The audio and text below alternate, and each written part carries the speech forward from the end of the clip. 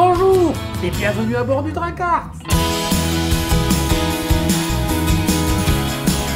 Alors, quoi de neuf au menu du jour?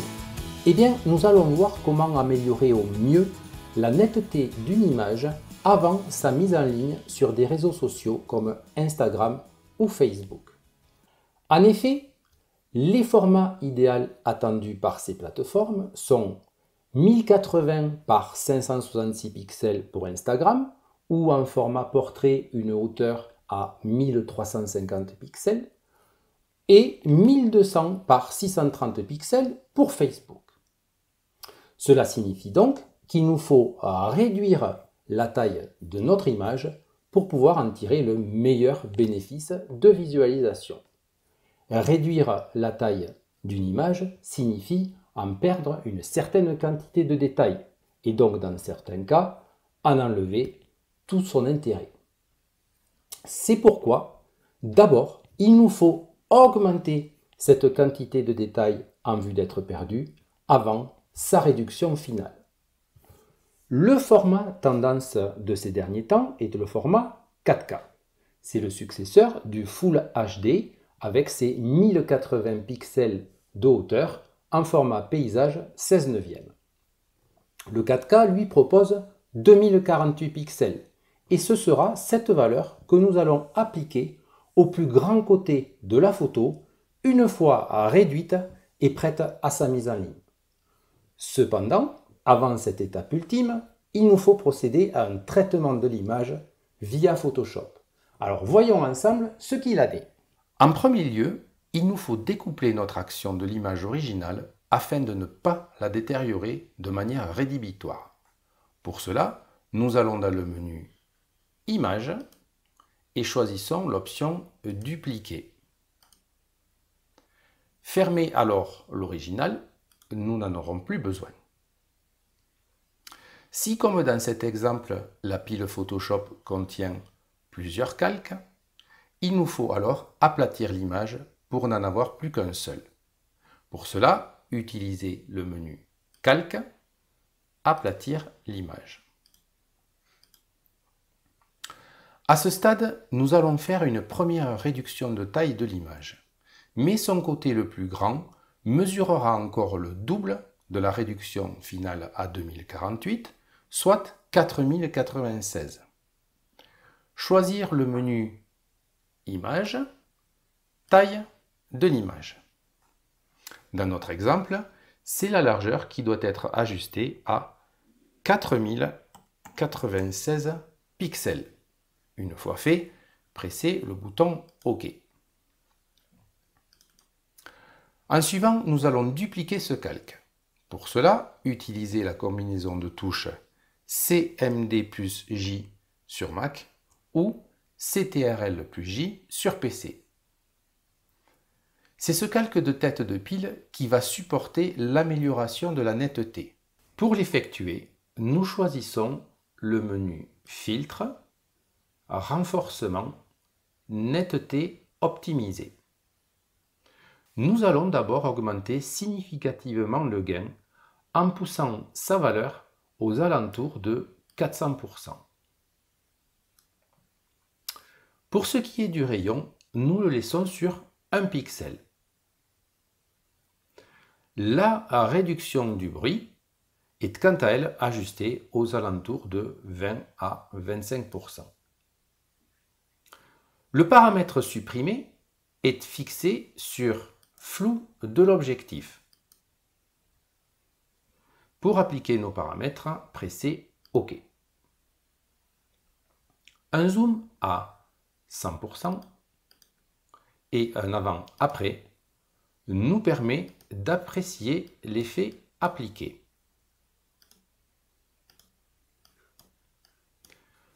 Cependant, dans les hautes lumières, nous ne pouvons nous satisfaire de ces zones trop blanches qui viennent parasiter notre cliché. C'est pourquoi nous allons appliquer un masque de luminosité Darks 1 sur ce calque. Pour tous les nombreux utilisateurs de Dracart Post Pro ou Dracart Action, vous avez sans doute le curseur de la souris déjà positionné et être prêt à cliquer.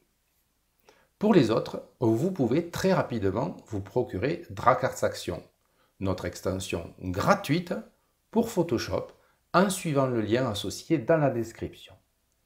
Ceux qui voudraient aller plus loin avec les masques de luminosité, Dracarts Post Pro, à peine 49 petits euros, vous attend sur un autre lien vers notre site internet également dans la description de la vidéo.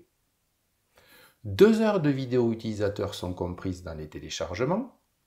Vous verrez très vite, grâce à Dracarts Action et Dracarts Post Pro, pourquoi le post-traitement ne peut plus se faire avec simplicité et efficacité que via les masques de luminosité. Pour appliquer ce masque Darks 1, simplement cliquez sur 1 dans les masques Darks, puis le bouton Appli.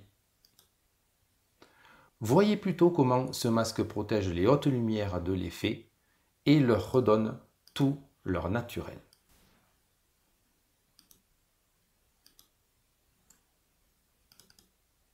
Afin d'accentuer encore un peu les détails dans l'image et combattre au mieux sa réduction à suivre, nous dupliquons ce calque de tête de pile par CMD plus J sur Mac ou CTRL plus J sur PC. Il peut arriver que des halos blancs ou des lignes de démarcation trop franches apparaissent sur certains contours dans l'image. Le remède est alors de regrouper les 2 premiers calques dans un groupe.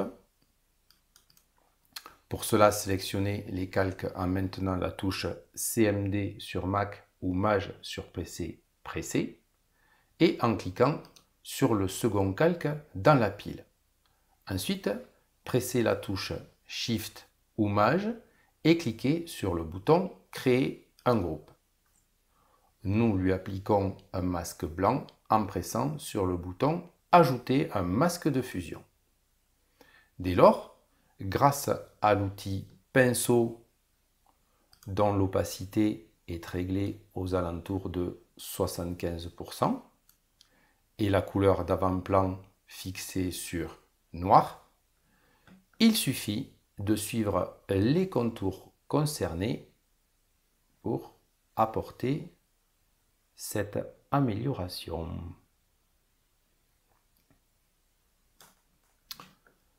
Un avant-après au zoom à 200% nous permet d'apprécier les bienfaits de cette étape. À présent, la phase finale nous attend avec le dernier retaillage et la sauvegarde. Pour cela, nous allons utiliser le menu Fichier, Exportation, Enregistrer pour le web hérité. Dans la fenêtre, le format doit être positionné sur JPEG. Choisir une qualité comprise entre 80 et 100%. Cela influe sur la taille finale du fichier. Les options optimiser et incorporer le profil de couleur sont cochées. Important, la case convertir en sRGB doit être cochée puisque c'est le seul profil que les plateformes internet connaissent. Enfin, c'est ici que nous fixons la taille finale de l'image en remplaçant 4096 par les 2048 pixels. Il ne reste alors plus qu'à enregistrer. Afin de pouvoir mettre en ligne plus facilement depuis un téléphone, nous allons sauver l'image dans un dossier relié à un espace Google Drive. Je renomme l'image photo améliorée pour le web et je sauve. Ici, l'image est bien venue se positionner dans le dossier Google Drive. Dès lors, nous pouvons retrouver notre photo dans l'application Google Drive du téléphone. Il suffit de la localiser au sein des dossiers relatifs à l'ordinateur. Une fois fait, je la télécharge. La voilà sur le téléphone. Je viens la chercher dans mon gestionnaire de fichiers au sein des images. Voilà. Et tout simplement, je la partage dans Instagram par exemple. Et ça, selon la procédure que tout le monde connaît par cœur. Cet épisode se termine. S'il vous a plu, donnez-nous donc un petit pouce en l'air. N'hésitez pas à laisser un commentaire, une question, nous y répondrons avec joie. Pensez également à vous abonner et à sonner la petite cloche pour être informé de la sortie des nouvelles vidéos, que ce soit en sortie photo, pour les masques de luminosité, du test de matériel ou encore de la technique formation photo. Merci encore de nous avoir suivis et until next time, tata!